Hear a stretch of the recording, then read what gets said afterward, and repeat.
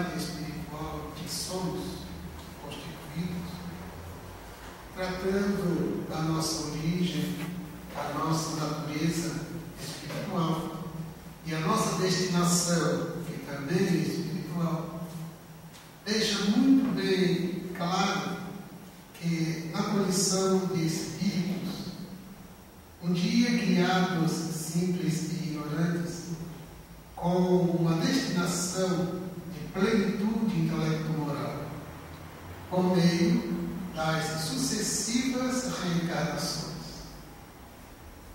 E dentro dessa perspectiva espírita, de realidade profunda e transcendente toda espiritual, as reencarnações, portanto, ganham muito significado, uma vez que na matéria, na vivência, nas variadas experiências corporais, o espírito ele logra desenvolver a inteligência que precisa chegar à plenitude, ao mesmo tempo que também através das experiências corporais sucessivas o espírito desenvolve o senso moral, desenvolve a sua espiritualidade.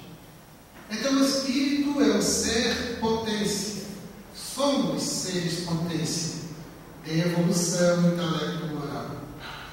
Mas essa evolução se dá por meio das sucessivas reencarnações, por meio das múltiplas experiências desafiadoras, estimulantes, para que o ser seja instigado, estimulado a desenvolver os potenciais da inteligência, ao mesmo tempo que o desenvolvimento dos potenciais ético-morais e espirituais.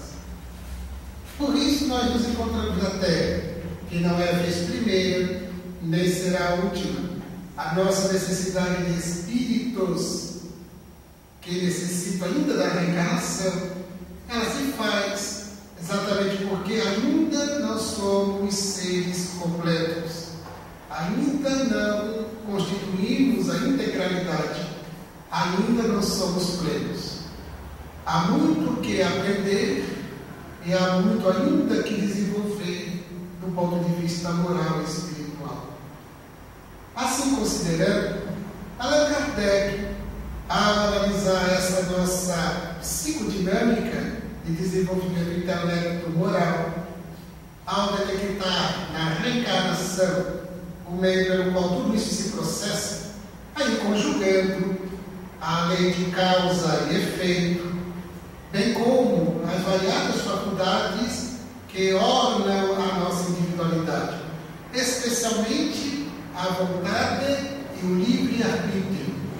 Porquanto a vontade e o livre-arbítrio, manejados com sabedoria, produzem todo o bem no sentido da evolução. Vontade e livre-arbítrio. É exatamente por causa das nossas vontades e o manejo do livre-arbítrio que nós realizamos todo o bem possível, todo o bem que devemos, mas é também o uso do livre-arbítrio e da vontade que temos a insância de realizar o mal que desejamos. É exatamente dentro desta realidade de possibilidades pelo livre-arbítrio e pela vontade que nós somos convidados ao despertar da consciência. Porque somente a consciência desperta se dá conta dos nossos deveres de evolução. Até que a consciência acorde, desperte-se, nós nos deixamos conduzir pelas ilusões. As ilusões da matéria, as ilusões da posse, as ilusões do ego. Na página lida pela nossa amiga, antes da nossa fala, Emmanuel destaca ou estimula as nossas reflexões acerca do que fazemos de nossas vidas.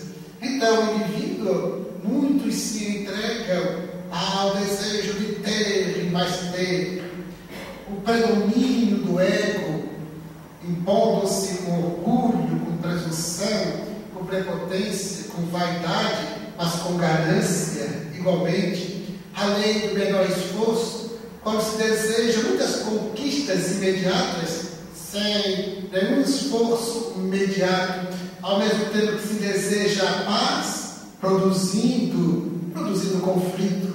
Então, Emmanuel nos suscita a nossa reflexão. O que tens feito da tua vida? Porque ainda hoje, Deus pode pedir à vossa alma, que é uma advertência de Jesus. Então, é diante desta nossa possibilidade de fazer e de não fazer, nessa psicodinâmica do que se quer, do que se pode e do que se deve, porque nós estamos sempre manejando entre esses três elementos, esses três fatores que nós mobilizamos, consciente ou inconscientemente: o que se deve, o que se pode e o que se quer. A grande conquista da consciência que desperta é quando se quer fazer o que se deve. De tal modo que nós vivemos uma cultura que tem estabelecido muitas obrigações, quando a consciência tem que acordar para os deveres. A obrigação é aquilo que a norma estabelece, é o que a lei determina. Quantas pessoas utilizam o cinto de segurança porque é sua obrigação? Mas qual é o seu dever? O dever é velar pela vida. E a obrigação é o que a lei diz. Se você não sabe, você então receberá uma multa. Isso é obrigação. Enquanto que o dever diz, a despeito de multa ou sem multa, a despeito de um policial surpreender-me ou não uso, o importante é que eu use, não por causa da lei, mas porque é o meu dever de consciência, de velar pela vida do corpo, para que a desencarnação aconteça no momento certo, não antecipadamente por meio de um comportamento imprudente, imprevidente e irresponsável. Por que o indivíduo ele então faz as coisas por obrigação ou por dever? A obrigação é produzida pela norma humana, o dever é o da consciência desperta. Os deveres estão escritos nas leis de Deus, e as leis de Deus estão em cada um de nós, enquanto que as obrigações, conforme a lei, ora tem, ora não tem, ora é mais grave, ora é menos grave. O importante são os nossos deveres. Nós estamos sempre então às voltas com o que devemos, o que podemos e o que queremos. Nem tudo que eu posso, devo. Muitas vezes o que eu devo, não posso. Outras, o que eu quero, não posso. E às vezes o que eu quero, não devo. A grande conquista da consciência desperta é querer o que eu devo. E muitas vezes a gente quer o que não deve. E aí que existe o problema. Porque o dever está constante das leis de Deus para a vida. De tal modo, que Allan Kardec, ao refletir em torno das nossas responsabilidades diante da existência no corpo, enquanto jornadeamos na reencarnação, nós precisamos estar atentos a algumas questões. Um dos pontos que Allan Kardec desperta com vigor é a respeito das nossas necessidades evolutivas. Nós estamos na Terra para evoluir, não é para gozar, não é para divertir. Nós devemos estabelecer a nossa jornada na Terra como sendo a grande viagem para o mundo das fantasias. Não, mas sim o da realidade das necessidades de evolução. Então, despertar o gosto pelo estudo, pela aprendizagem, pelo saber, enquanto que o indivíduo também se empenha no esforço por desenvolver os valores ético-morais.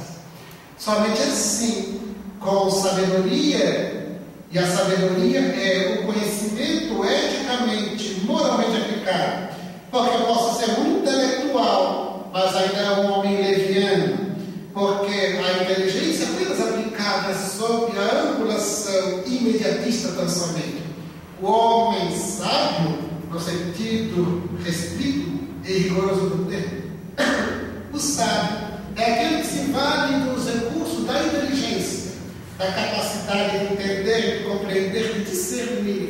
com a vivência moral. Quando o indivíduo vive ética moralmente aquilo que sabe, então ele é um verdadeiro sábio, não é exata a expressão do termo. Antes disso, não passará de um indivíduo que sabe, que tem uma inteligência, mas lhe falta ainda os valores morais. Então, despertados que somos pelo Espiritismo ao desenvolvimento da inteligência e da nossa moralidade, da nossa espiritualidade, nós então temos uma grande jornada desafiadora e muito fascinante. Porque é fascinante o indivíduo acordar para a realidade da vida, e especialmente quando nós encaramos esta realidade com a esperança, com o otimismo, com a motivação para o progresso. E o progresso, no atual contexto evolutivo do planeta, solicita transformação moral. É por isso que os estudiosos do Espiritismo, que quando em vez ler, mantém contato com os ensinamentos dos Espíritos relacionados com a transformação moral. Porque a transformação significa exatamente esse empreendimento de modificar um estado de coisas, um estado de espírito para um novo empreendimento, um novo estado, uma nova condição ético-moral e espiritual. Transformação implica mudanças. Então, nós vivemos esse contexto evolutivo na Terra, individual e coletivo, o da necessidade de transformações. Transformar significa mudar uma situação, um estado de coisas. E qual é um dos estados de coisas que caracteriza o homem na Terra?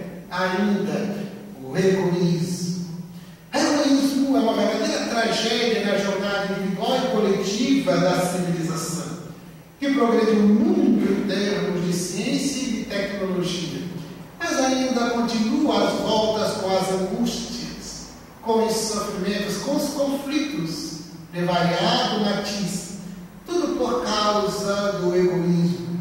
A ditadura do ego produz consequências infelizes. Diante desta realidade que precisa ser transformada, a doutrina espírita nos revela a nossa realidade espiritual, a nossa qualidade de seres transcendentes.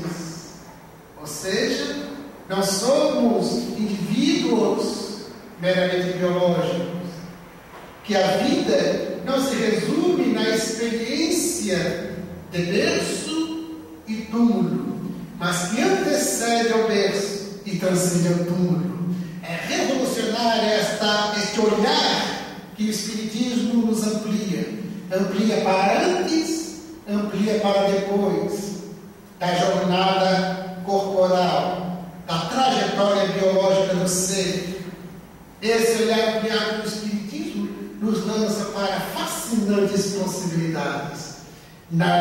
Inclusive, esse fascínio do desenvolvimento do espírito requer o empenho agora. Exatamente porque felicidade, ela não é o resultado da improvisação, não é um acontecimento instantâneo, é uma conquista, é um desenvolvimento dos valores que jazem latente no ser.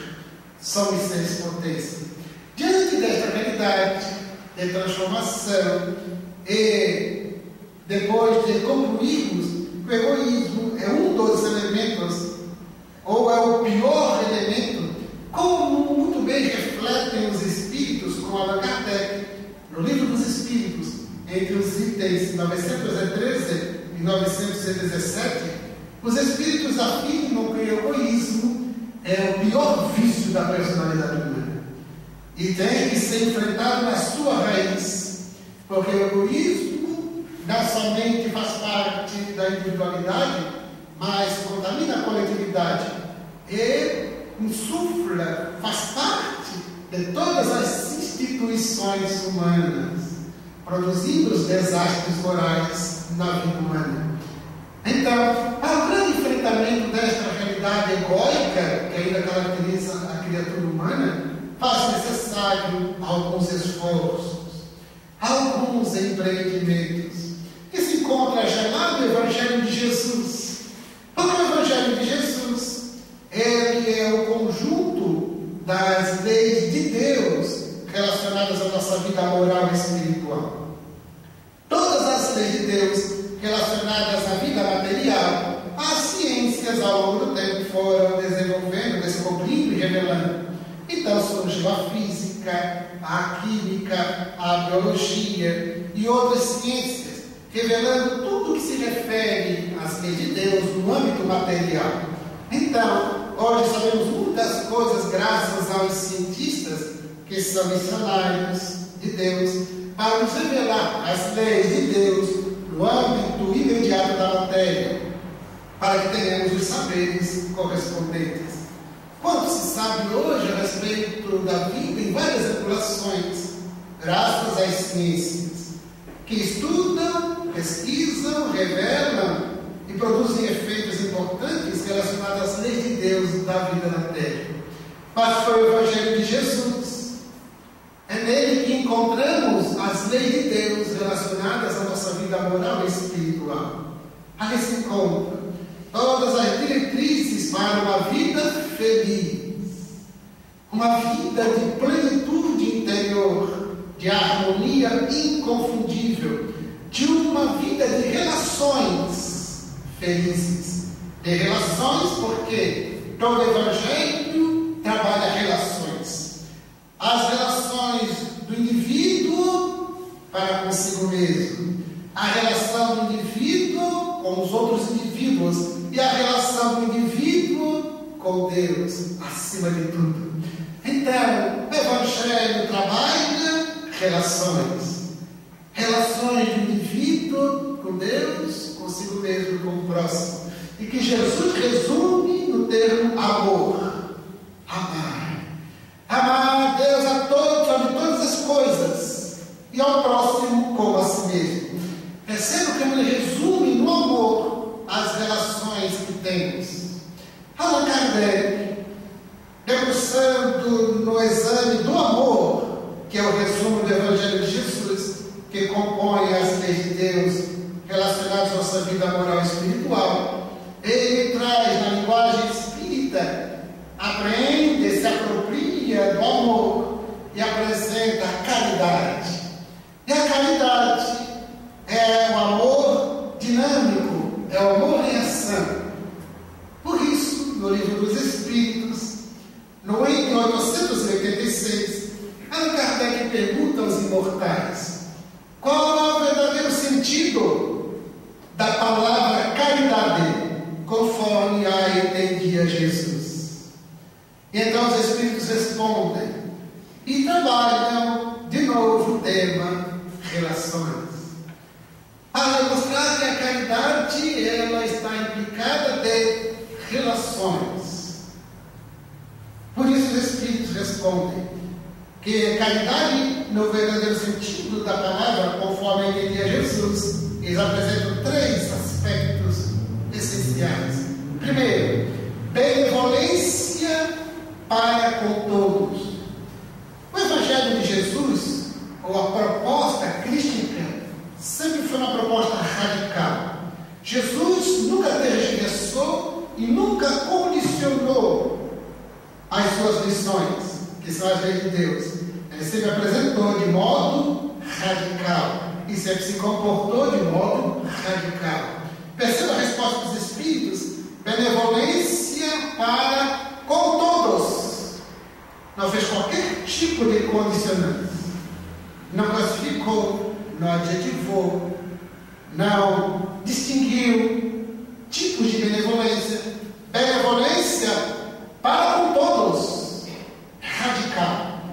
Para o homem bom, para o homem ainda confundido na ignorância do mal, para o altruísta, para o egoísta, para os que se encontram lúcidos, os levianos. Benevolência para com todos é o bem incondicional. Então, a caridade está representada também em qualquer benevolência que o indivíduo preste às pessoas, seja onde for e com quem for. É interessante, Jesus, que ele dedicava um amor especial aos seus discípulos. Mas é muito interessante que ele atendia com gentileza inconfundível a todas as pessoas. Todos que o buscaram, ele acolheu com a mesma ternura, sempre firme, porque ele nunca tergiversou com a ignorância, nunca se manifestou de modo pusilânime, nunca foi piegas e sentimentalista. Ele sempre foi muito autêntico, sectário. Ele recebia os príncipes com a mesma ternura com que recebia as prostitutas, e eram mulheres condenadas à Geena, que seria um inferno judaico, que seria correspondente ao inferno cristão. Recebiam com a mesma ternura as mulheres equivocadas. O homem que era leviano, ele acolhia com a mesma dignidade com que recebia os doutores da lei, advertia a todos conforme as suas necessidades. Então é impressionante que ele recebia todos com a mesma fraternidade. Nunca apresentou uma diferença especial para um em prejuízo de outrem. Nunca minimizou a importância de um e supervalorizou a importância de outro. Ele nunca fortaleceu a força, o poder dos homens que mandavam e subestimou os subjugados. Nunca. Ele sempre tratou com a mesma cordialidade. Porque benevolência para com todos faz parte das leis de Deus. E a caridade, que é o amor em ação, pede benevolência para com todos. Ele tinha momentos de firmeza e de energia. Advertia aos fariseus, por exemplo, advertia-os porque eles tinham uma conduta hipócrita nos templos, batiam no peito como se eles fossem homens acima do bem e do mal, porque tinham as escrituras memorizadas, esses verbos, imaginavam então que isso seria suficiente. Então Jesus advertia-os, muitas vezes os chamava de hipócritas. Ele tinha autoridade moral para isso. E advertia-os dizendo: nem todos que dizem Senhor, Senhor entrará no reino dos céus. Mas nunca os condenou, nunca os repeliu. Sempre os acolheu com a firmeza de um educador que adverte e chama a atenção, que admoesta, mas sempre com ternura, porque ele praticava a benevolência para com todos. De tal modo que hoje, na realidade do século XXI, numa sociedade que ainda encontramos os hipócritas, ainda ladeamos com os aproveitadores, com o poder temporal, ainda estamos às voltas com os mentirosos, ainda nos deixamos levar pelo preconceito, pela discriminação, pelo interesse pessoal. A sua proposta permanece absolutamente atual. Ser benevolentes para com todos. Para completar a benevolência para com todos, os espíritos, neste item do livro dos Espíritos, eles trazem mais um ponto que ladeia com a benevolência para com todos. Dizem os Espíritos, na resposta: indulgência para com a imperfeição do próximo. A indulgência é esse recurso que nós podemos e devemos desenvolver em nós, que é o de aceitar a pessoa como ela é, sem classificar, sem adjetivar, sem acusar com o dedo em riste. Aceitar a pessoa como ela é, ser indulgente. Indulgência para com a imperfeição do próximo, porque nós também precisamos da indulgência ser indulgente, porque eu necessito da indulgência dos outros. Porque quem jornaria na Terra em caráter de exceção? Quem se encontra na vida em sociedade em regime de exclusividade? Que se encontra acima do bem e do mal? Que não se encontra sujeitos a deslizes, a deficiências? Então, indulgência para com a imperfeição do outro é aceitar a pessoa como ela é, não exatamente como eu seja, como declama o poeta: aceite-me como eu sou, não como queres que eu seja, porque o verdadeiro amor aborrece a fantasia, porque a gente fantasia sobre as pessoas, fantasiamos, e essa fantasia produz expectativas. Então a pessoa vai ser desse jeito, porque é o meu jeito egóico pelo qual eu desejo que a pessoa assim se comporte. Ela tem que pensar como eu, tem que agir, reagir como eu. Enfim, ela tem que se enquadrar às minhas exigências. Então eu produzo na fantasia as expectativas. E a pessoa não corresponde. Então é uma grande decepção. Porque agora fulano me decepcionou. Uma querida amiga veio narrar uma experiência de ser chefe, fulano me decepcionou. Eu disse: ah, que bom! E ela disse: mas como bom, se eu estou dizendo que ele me decepcionou? Agora você o conhece melhor. Até onde você fantasiava, agora você o conhece melhor. É o que ele pode, é o que ele quer, é o que ele sabe ser. E a você cabe aceitar como ele é. Como você quer que as pessoas te aceitem? Então, decepção nunca. Não nos decepcionemos com ninguém, porque as pessoas são do jeito que são, não necessariamente como eu quero. Assim como eu, quantas vezes eu correspondo à expectativa dos outros, que superdimensionam a expectativa a respeito de mim, e eu não correspondo. Uma amiga espírita, integrante de uma determinada casa espírita, ela então disse, conversando comigo, disse: ah, já não assisti mais as suas palestras.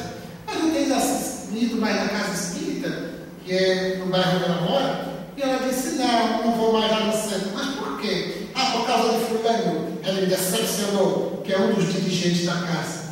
Ela me decepcionou por isso e por aquilo.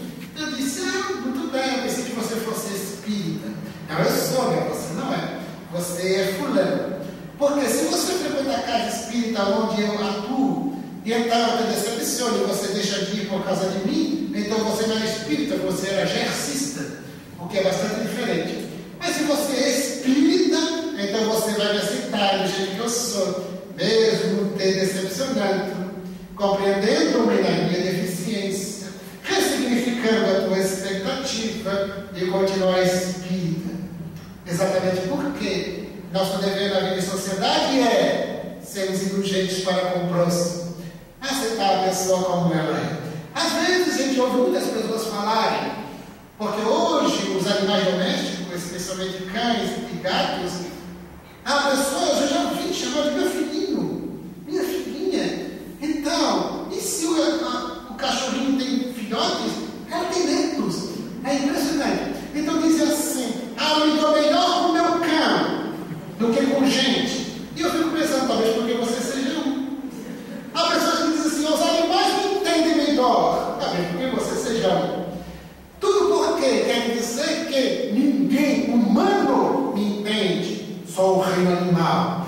Talvez porque eu ainda pertenço, também psicologicamente, não basta o corpo. Então, por que as pessoas têm tanta dificuldade de se relacionar com o outro humano? Por quê? Porque são egóicas, são exigentes em demasia e desejam que a pessoa se enquadre ao seu modelo de vida, enquanto a pessoa é uma individualidade livre e autônoma. E nós devemos aceitar a pessoa como ela é. Não significa concordar. Aceitar não é concordar. Aceitar a pessoa como ela é ser indulgente, não significa conivir com os erros, com os deslizes, com os problemas. Não é conivir nem concordar, é aceitar a pessoa como ela é. E então isso se resume na palavra indulgência, porque esse indivíduo não foi indulgente. ele vai estar sempre em conflito com alguém, no ambiente doméstico, no ambiente profissional, no trânsito, sempre estará em conflito, porque os outros não fazem como deve. Quem determina como se deve? Eu. Sou eu que determino. Quando, na verdade, nós devemos ampliar o olhar para entender quais são as regras da vida relacionadas a essa situação, a esse contexto, e não exatamente uma visão personalista. Por isso a necessidade da indulgência, e por isso os Espíritos colocam a indulgência na vida de relação, como caridade, para não sairmos com o dedo em riste apontando defeitos, condenando e estabelecendo um rol das pessoas que não se enquadra ao modelo de vida ideal que eu digo. Então, ser indulgente é aceitar a pessoa como ela é. Jesus, com um grupo de 12 discípulos, e além dos 12 discípulos, a humanidade está representada. Cada discípulo tem uma psicologia bem diferente, e que se pode perceber a própria psicologia dos evangelistas, a forma como João narra a vida de Jesus, os fatos, os episódios que ele destaca, as palavras utilizadas, diferem de Marcos, de Lucas, de Mateus. Tudo porque cada um tem uma psicologia, tem uma forma de enxergar, de trabalhar. Cada um tem uma psicodinâmica. E a humanidade está ali, nos 12 discípulos. E Jesus aceitou a todos do mesmo jeito. Aceitou quem o traiu, e ele sabia que isso aconteceria. Aceitou aquele que o negou, e ele sabia que isso aconteceria. E aceitou o mais jovem dele, João, que hoje seria chamado de criança cristal, porque era um jovem, embora sendo o mais jovem biologicamente, era o mais desperto de todos, porque ele já sentia com a alma, sentia com a sua psicologia Jesus e as suas lições, enquanto que os demais, eles foram construindo essa percepção ao longo do tempo, depois de muitas lutas, de sofrimento, um abandonou a jornada, de tal modo ele acolheu e conviveu, aceitando todos do mesmo jeito, com o mesmo amor, embora sabendo o nível e a capacidade de cada um. É quando a dinâmica do cristianismo ganhava as primeiras horas, ele foi ao encontro de Saulo, que quem analisasse Saulo de modo imediato, quem analisasse Saulo de modo superficial, diria: não tem a menor condição de participar do cristianismo, porque ele perseguia os cristãos, levou Estevão à morte em praça pública, estava munido de autoridade para ir ao encalço de Ananias, para também levá-lo à morte. Defendia o rosarismo com toda a sua inteligência e todo o seu vigor. Mas Jesus foi ao encontro dele, exatamente de Saulo, porque ele percebia em Saulo o potencial, aceitava o jeito no qual se encontrava, iludido ainda, mas tinha uma expectativa do despertar de Saulo, que se despertou e se transformou em Paulo de Tarso. Assim somos nós diante dele. Ele nos aceita do jeito que somos e nos aguarda pacientemente o nosso despertar, um a um. Enquanto isso, o seu Evangelho ultrapassa os tempos. Passarão o céu e a terra, mas não passarão as minhas palavras. Mais de 20 séculos, ainda estamos tão carentes dele, ainda estamos tão necessitados dele. E ele pacientemente continua investindo em nós, porque nós somos como Saulo, equivocados e iludidos, mas despertaremos. E ele não tem pressa.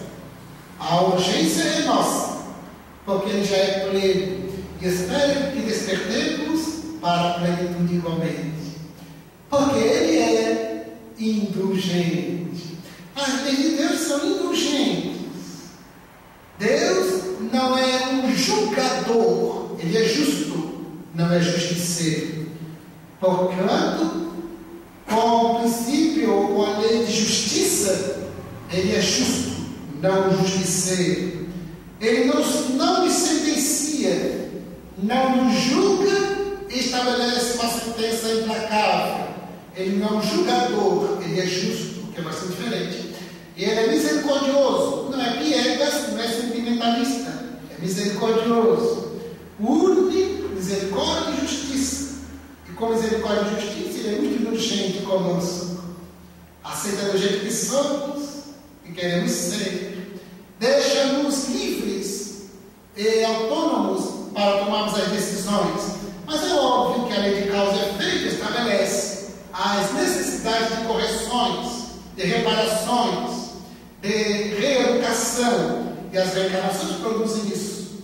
Pela lei de ação e reação, lei de causa e efeito. Sempre dessa expectativa do nosso despertamento. Então, benevolência para com todos, radical. Indulgência para com a imperfeição de todos. Mas quais? Todos. Indulgência. Que ele completa, os seus espíritos completam o terceiro ponto, perdão das ofensas. Jesus, dissemos, ele foi radical. Também o perdão, ele foi radical. Ele ministrava as suas lições e falou: tem sido dito que deveis pagar o mal com o mal. Isso era da lei mosaica. O mosaísmo estabelecia a lei italiana, olho por olho, dente por dente. O homem, para ser honrado, a mulher é considerada. O homem, para ser honrado, ele tinha que revidar. O homem que não revidasse, não é um homem honrado. Então, eles tinham que revidar. Por isso Jesus disse: tem sido dito que deveis pagar o mal com o mal. Pois eu vos digo, essa era a sua novidade. Evangelho é uma palavra que quer dizer boa nova, boa notícia, novidade. Então a lei traz a novidade. Tem sido dito que deveis pagar o mal com o mal. Que foi o que aconteceu em muitos episódios, inclusive com a mulher que fora surpreendida em adultério. Os homens, arvorados no poder de julgar sumariamente, capturaram e levaram à praça pública, sentenciada à morte. E pela lei, ela deveria pagar pelo mal. Pela lei, era lapidada, o que significa dizer apedrejada até a morte. Os homens se muniram das pedras. Os historiadores falam que eles escolhiam as pedras adrede. Primeiro, aquelas pedras menores. E eles apontavam, não apontavam para o tórax nem a cabeça no primeiro momento, porque eles queriam uma morte demorada e muito sofrida. Eles apontavam para as pedras, até que a pessoa se quedasse. E depois, com um tipo de misericórdia, ajeitavam o tórax e a cabeça. Não depois de muito sofrimento. Eles estavam unidos das pedras menores, depois que pegariam as maiores. E então, Jesus foi desafiado. Ele escreveu calmamente na terra a sua proposta de desafio e verbalizou: atire a primeira pedra aquele que estivesse em pecado.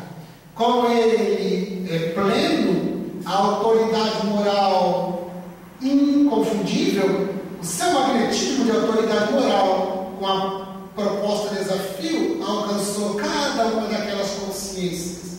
E ninguém dos homens conseguiu atirar a primeira pedra. Ninguém. O Evangelho diz que eles começaram a jogar as pedras e se retirarem cabisbaixos, um a um, a começar pelos mais velhos. O que eles estavam cumprindo era da lei. Ela dizia que eu não tinha que ser pago com o mal. Eles estavam sendo legalistas, não moralistas. Não estavam sendo morais, estavam sendo legalistas. E porque era uma cultura odienta, então eles se valiam da lei para deixar extravasar os seus conflitos. Foram todos embora. Ficou apenas Jesus a mulher, cabisbaixa, humilhada, e os discípulos. E então, ele pergunta à mulher: alguém aqui te condena? Ela ergue a cabeça, olha, ninguém redor. Não, Senhor, pois eu também não te condeno. Ou seja, ele aceita como ela é, mas vai e não peques mais. Ou seja, ele não concorda com o comportamento. Ele propõe uma nova filosofia de vida, de transformação. Vai e não peques mais, transforme-se, para que o mal maior não te aconteça. Ele causa efeito. E então, ele se despede e se vai. Então, ele dialoga com os discípulos e a multidão. Tem sido dito que deveis pagar o mal com o mal, mas eu vos digo que deveis pagar o mal, é livre a novidade, com o bem. Quanto desafio! Por incrível que pareça, século XXI, ainda é muito desafiador pagar o mal com o bem. É muito desafiador. Quase sempre o indivíduo é movido pelo impulso ancestral selvagem de reagir no mesmo nível. Reagir. Quase sempre o impulso. Quando se fala muito na TV, quando se fala muito nas conversas por justiça, na verdade o indivíduo está usando a palavra muito boa, adequada para um contexto irrefletido. Lê-se psicologicamente, entre parênteses, invisível está escrito: quero vingança. Muitos que falam: eu quero justiça. Entre parênteses, ele consegue ler muito bem: quero vingança. É bem diferente. Justiça de vingança, de vindita, de reação. Por isso ele propõe, ao invés de reagir contra o mal com o mal, ele propõe, ao invés de uma reação, ele propõe uma ação. Toda a proposta de Jesus nunca foi reativa, sempre foi ativa. Perdoai, amai, compreender, sempre assim. Pagai o mal com o bem. É uma outra ação e não uma reação. Como diz a física, a reação no sentido contrário com a mesma força e intensidade. Nós vamos no sentido contrário, nós vamos numa outra direção, um outro comportamento. Então é o bem. Pagai o mal com o bem. Quanto desafiador é ainda na terra. Mas um interlocutor disse: mas Senhor, doutor da lei, mas Senhor, como pode um homem honrado permanecer honrado se não devolver? Veja, por incrível que pareça, ainda é atual hoje. No século XX, infelizmente hoje, não tem mais se concebido no ambiente jurídico. No século XX, durante toda a minha adolescência, eu ouvi muitas notícias. E eu fiz direito. Então tive contato também com essa realidade. No século XX, no Brasil, vários crimes passionais praticados por homens, eles tiveram a sua inocência nos tribunais de júri no Brasil, porque o fundamento jurídico era legítima defesa da honra. É da época do mozerismo. Legítima defesa da honra. O homem defendia a sua honra. Então a mulher vítima, a mulher que não podia mais se defender, ela era humilhada, execrada no tribunal de júri. Para ele, então, sair inocente. Ele era a vítima, não era o algoz. Muitos homens foram livres aqui no Brasil sob este fundamento. Infelizmente hoje o direito não tem mais esse progresso, conseguindo tal fundamento. Ainda ontem, vendo as estatísticas no Brasil, 15 mulheres são mortas diariamente pelos seus companheiros no Brasil. Então, ainda tem-se praticado muita violência, crimes passionais. E se perguntarem para eles, eles vão dizer: é pela minha dignidade. Porque ela me enganou, porque ela não quis mais ficar comigo. Se não fica comigo, não é com mais ninguém. Veja a lógica. Então, pagai o mal com o bem. Sempre o bem. Jesus era radical no bem. No órgão em que trabalho, uma diretora, sabendo que eu sou espírita, muito inteligente, com pós-graduação, doutora, sentou-se à minha frente e então perguntou para mim: Gerson, tu acreditas em mal olhado? Não sabia onde ia parar a conversa. Eu disse: acredito. Ela se aproximou toda entusiasmada, porque um espírita ia responder. Ela devia estar esperando, portanto, que eu ensinasse um trabalho, porque o espírita faz trabalho. O espírita faz trabalho, afinal de contas, no centro espírita não dá para fazer trabalho. E eles têm toda a razão. É o trabalho do estudo, é o trabalho do bem, é o trabalho de transformação. E não o trabalho que eles imaginam na sua fantasia. Há alguns anos atrás, uma colega de trabalho, eu a acompanhei, que durante uns 6 meses, ela era casada, tinha 2 meninas como filhas, e ela investiu, instou com o marido para a separação. O marido não queria, dizia que não tinha motivos nenhum, eles viviam bem, em todos os aspectos. Por que separação? Ela insistiu, houve a intervenção, a mediação do advogado, e ele então chegou logo, concordou, tá bom. Porque ela queria viver a vida livre, porque a família trabalhava muito. E então ela começou a viver do jeito que imaginava, era livre. Ela manejava o seu livre-arbítrio e a sua vontade como queria. Então, era o seu jeito de viver, equivocado, mas era o seu jeito. Então, eu acompanhava essas notícias, porque ela sempre falava, etc., e passou a viver a vida que queria. E um dia, eu passando pelos corredores do trabalho, ela, sabendo que eu sou espírita, já vem cá, entrei na sala dela, pedi que eu sentasse. Já tu sabes que eu estou separada, né? Sim, imagina, eu acompanhei. Você manteve sempre a gente aqui informado. Foi muito difícil, mas felizmente você conseguiu. E ela assim: pois é, eu posso lhe ser útil. Você sabia que o danado já tem namorada? Eu disse: ele faz muito bem, porque você queria que ele ficasse chorando por você? Não. Vocês não dizem aí no senso comum que a fila anda? Andou, fulana. A fila andou para ti, para ele. E então, por que você está incomodada? Eu vejo você, às segundas-feiras, chega aqui falando como foi bom o final de semana no bailão do Albino, que era um lugar terrível que existia no norte daí, em Florianópolis. A gente passava na frente, dava até coceira, e ela adorava o bailão do Albino.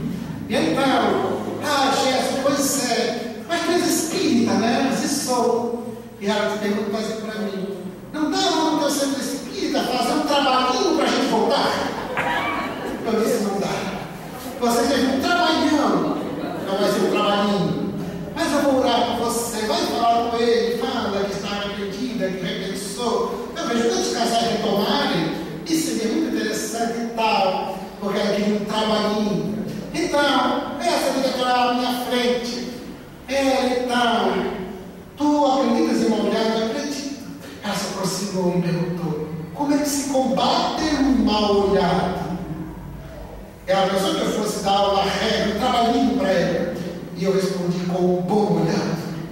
Ela ficou muito decepcionada, porque o espírita passando a regra dessa que não é minha, é de Jesus. Pagar o mal com o bem. Eu contei isso para um amigo, e então ele disse: Jesus, e molho gordo, como é que se combate? Um olhar taete. Como seria possível? Um olhar taete é sempre um outro olhar melhor, nunca reativo, sempre ativo. Então a proposta de Jesus é pagar o mal com o bem. Então sobressai o perdão. O perdão incondicional, não há condições. Ele não classifica. Nesse caso tem perdão, nesse caso não tem perdão. Ele não classifica. Perdoa sempre. Uma senhora esteve com Chico Xavier, enfrentou uma fila, Chico estava em plena atividade. E então, quando chegou a sua vez, ela então perguntou: Chico, Jesus disse para a gente perdoar 70 vezes 7.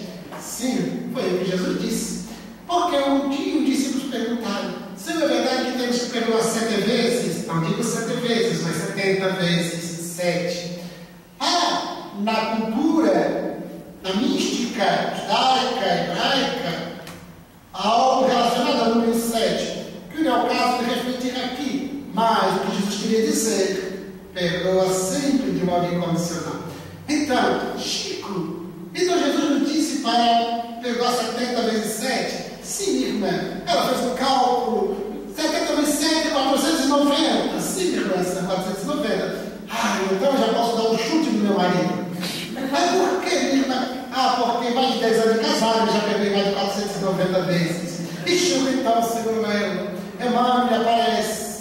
E Chico pede a irmã que ajude naquele momento, que ele ficou preocupado que ela fosse realmente dar cabo. Então, Emmanuel disse: você que respondeu, você que se vire. Mas Emmanuel, óbvio, me inspirou. E Chico então disse: pois é, minha irmã, precisamos perdoar 70 vezes 7 vezes, 490 vezes, mais 490 vezes cada ofensa. Eles, como desanimado, ele disse: desse jeito ainda quer 10 reencarnações. É perdoar sempre, de modo incondicional, porque Jesus fez uma proposta de perdão radical. Vejam, benevolência para com todos, indulgência para com a imperfeição dos outros, perdão das ofensas, vida de relação. Relação das relações em que a caridade será praticada. E a caridade é o amor dinâmico. Onde estivermos, com quem estivermos, nós vamos sempre estar às voltas com a necessidade de perdoar. Às vezes não precisamos perdoar, mas sermos indulgentes. Às vezes isso também não, mas benevolentes sempre. Onde estivermos, com quem estivermos. Benevolentes. Sem distinções sociais, sem distinções de nenhum nível. Porque a sociedade materialista e hipócrita em que vivemos, ela construiu multidões de invisíveis. Há muitas pessoas invisíveis na nossa sociedade. Precisamos ampliar o nosso olhar para enxergarmos o nosso olhar da caridade. Porque a caridade nos amplia o olhar para que ninguém passe por invisível. Há muitos invisíveis na nossa sociedade. Eu deixei o automóvel, era mais de meia-noite. No edifício que resido não tem a vaga, no edifício vizinho. Então, eu preciso sair da garagem, caminhar pela calçada até chegar ao edifício que resido. Então, de repente, surge por trás de uma escadaria, bem no centro de Florianópolis, um homem em aspecto de situação de rua. Então ele fala aos berros, havia um silêncio na madrugada. Ele aos berros diz para mim: olha para mim, olha para mim. Na hora eu pensei, é um dos invisíveis. E passa o dia invisível para os olhos dos outros. Por quê? Uma pessoa em situação de rua há um pressuposto de que pode fazer mal para outra. Então as pessoas têm medo, principalmente de noite, ou tem nojo, ou simplesmente não enxerga mesmo, porque não é do seu nível, não merece reação, se quer ser percebido. Então, sofrendo com isso, olha para mim, disse ele aos berros na madrugada. Então parei, como sempre faço, olhei e perguntei: qual é o seu nome?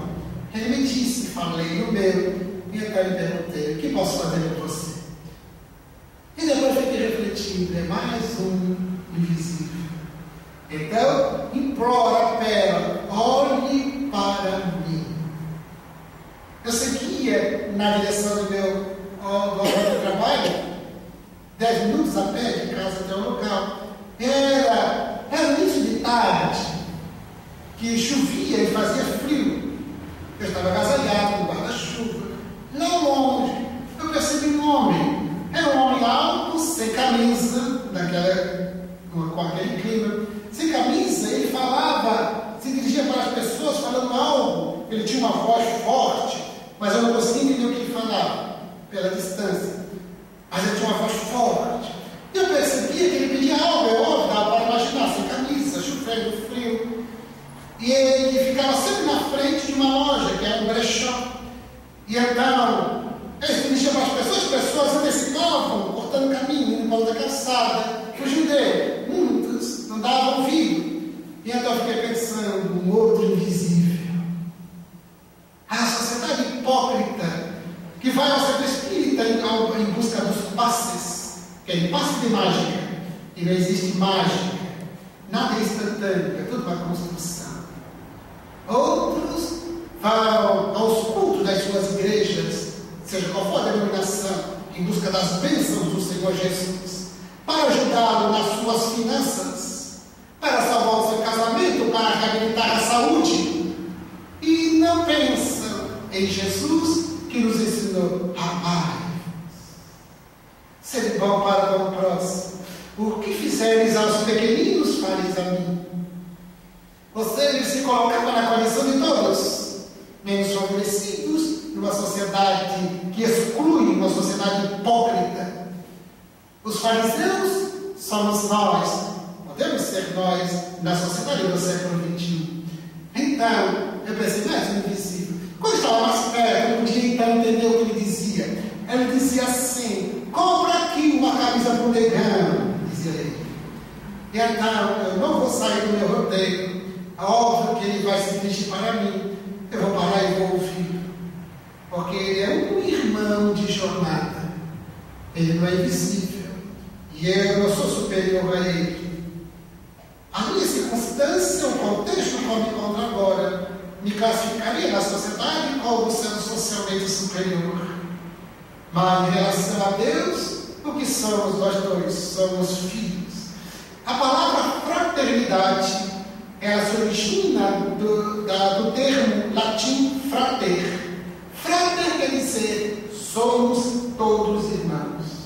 Por isso a palavra fraternidade, que é esse sentimento de irmandade, sob a ação de um mesmo Pai, de uma mesma Mãe, Deus. Nós aprendemos a falar Deus Pai, porque Jesus, numa sociedade de uma cultura judaica, patriarcal, em que a mulher, até hoje, não tem qualquer direito, mulher não tem valor, então utilizou os recursos da cultura do momento para dar um significado. Deus Pai, Pai Nosso. Mas hoje, nós podemos dizer com toda tranquilidade, no Ocidente, na nossa cultura, Deus Mãe.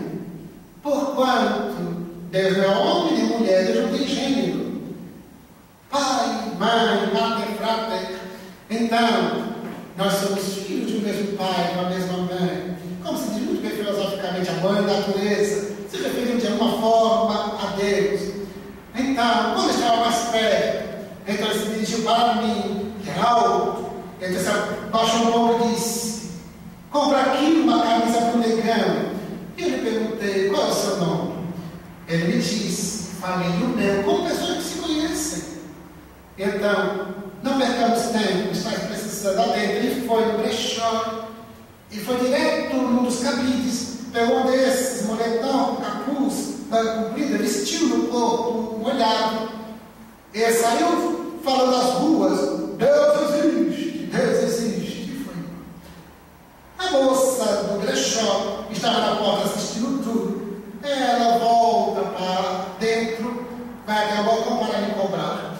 E ela me disse assim: o senhor está de parabéns, mas lamento dizer que o senhor foi enganado. Eu disse: é mesmo? Você o conhece? Ela disse: não, nunca ouvi aqui. Mas eu também sempre passo aqui, nunca ouvi. E nunca mais ouvi depois daquele dia.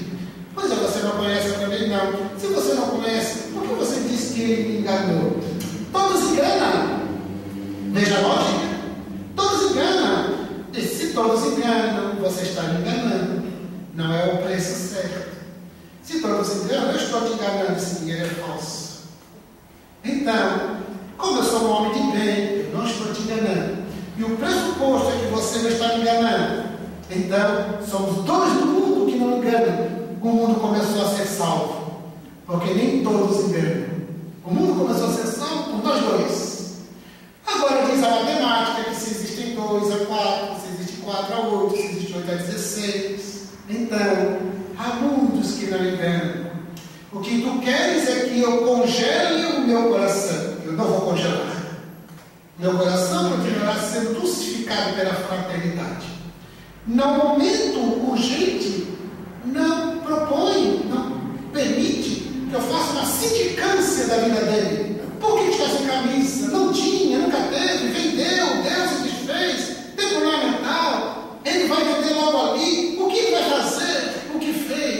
não me interessa. O que me interessa no momento urgente é a necessidade. E então meu coração propôs: faça isso. Eu fiz. E eu sairei daqui em paz. Porque não tem outra alternativa no contexto bíblico. Então saí refletindo sobre os invisíveis e o desafio que ainda é o Evangelho em nossas vidas. Deixemos que o Evangelho revolucione o nosso coração. E a caridade é esta revolução.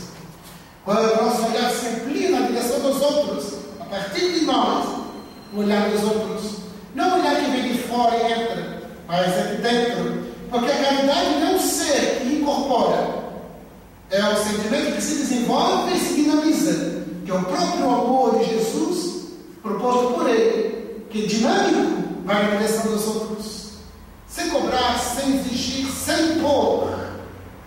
Atuávamos na atividade socorrista numa comunidade em situação de vulnerabilidade social, e então uma companheira assim: para aquele lá eu não vou não. Por quê? Porque ele está fumando. Não suporto pessoas que fumam. Veja a indulgência quando falta. Aceitar a pessoa como ela é. Então, por que não construir uma relação e começa a despertar para o não fumar? A senhora que presta serviços domésticos em casa, ela vai uma vez por semana. E então, é uma senhora um pouco mais velha que eu e fuma. Então, de vez em quando ela para o serviço, desce o edifício lá fora, ela fuma e depois volta. Como ela passa o dia em casa, na hora do almoço, quando chega, e às vezes quando volta, ela ainda está por ali e tal. Então, eu e meu filho, então a gente faz uma doutrinação para ela não fumar. Sempre com muito respeito, com dosagem equilibrada, mas sempre propondo que o corpo saudável não se vicia. E se tem vício, se livra dele. Assim como o psiquismo. Como ela trabalha lá em casa e muitas das minhas tias e primas são todas espíritas, ela sempre está à volta com o espiritismo, com o livro, com uma fala, com um dizer. Então, essa semana ela veio com a notícia: Seu Gerson, estou uma semana sem fumar. Eu disse: tem motivo para festejar. E agora nós vamos te monitorar. Você não vai se livrar de nós tão cedo. Até que você se consolide a ser uma ex-fumante. Porque é uma libertação. O vício, seja qual for ele, é sempre uma tragédia para o corpo e para o psiquismo. Então, vale a pena muito o indivíduo trabalhar pela própria felicidade, pela transformação de variado tipo. Precisamos nos transformar em vários setores da individualidade. E a caridade é esse empreendimento fascinante para o nosso desenvolvimento moral nas relações com os outros. Porquanto, quando nós amamos a Deus e deixamos que Deus e as suas leis penetrem, tomem conta de nós, aí então nada mais nos detém. A caridade é um processo muito tranquilo e suave que irradia de nós. Então, o amor em ação é caridade. A caridade podemos dizer que é o transbordamento do amor que é em nós. A gente chama tanto que ele não se consegue ficar dentro de nós, então transborda. Transborda e vai na direção dos outros. Na forma de benevolência, de indulgência, de perdão, de atenção, de cuidado, de socorro. Um copo d'água para descedentar a sede. Um prato de comida, um remédio, conforme a necessidade. Mas também o ouvido paciente e amigo, o ombro acolhedor, a indulgência, o perdão, a compreensão, a tolerância, a palavra bem colocada, o silêncio bem oportuno. Enfim, há vários recursos da caridade material e da caridade moral para transformarmos o mundo a partir de nós. Então não percamos tempo. A transformação moral requer vários dispositivos, dentre eles a caridade. Que o amor de Jesus, amai-vos, como eu vos amei, e a maneira espírita é fora da caridade, não há salvação. Numa época, século XIX, em que a igreja estabelecia fora da igreja não há salvação. Para Kardec, então, com a habilidade pedagógica, então ele disse: ora, não é fora do espiritismo, porque para fazer a caridade não precisa ser espírita. Então, o espiritismo estimula mais ainda a caridade, por despertar a nossa realidade espiritual, porque, em verdade, não é fora do espiritismo, não é fora da igreja, é fora da caridade. Não há salvação do egoísmo, não há salvação do personalismo, da ganância, do egocentrismo, não há salvação das sombras da ignorância e do mal. Sem a caridade não há salvação. É uma reencarnação que se perde no labirinto da próprio ego, da própria ignorância a respeito do bem. Então, Jesus, com seu Evangelho, revoluciona nosso coração, nada mais nos detém. Por isso a palavra, muito bem posta por Allan Kardec, caridade, que é o amor crístico, dinâmico, ativo, produtivo, proativo, transformador. Avancemos, portanto, com alegria de viver e com entusiasmo pelo bem radical, pelo bem incondicional. Sigamos adiante, sem medos e sem dúvidas. Porquanto, sem medos e sem dúvidas, nós ficamos mais tranquilos, mais autônomos para praticar todo o bem ao nosso alcance, o bem em nosso favor, o bem em favor do próximo, o bem em favor da coletividade, o bem em favor da natureza, o bem em favor da vida que deve se planificar a partir de nós. Assim, nossa gratidão. Nossa gratidão a Jesus por nos permitir este nosso encontro, um encontro fraterno, amigo, tranquilo, seguro, pacífico. Ao mesmo tempo que agradecemos a sua aquiescência por estarmos aqui, nossa gratidão à casa que nos convida e nos recebe com amizade. Mas a cada uma das senhoras, a cada um dos senhores e jovens, pela presença educada, a atenção paciente, enquanto formulamos os nossos votos de muito progresso e muita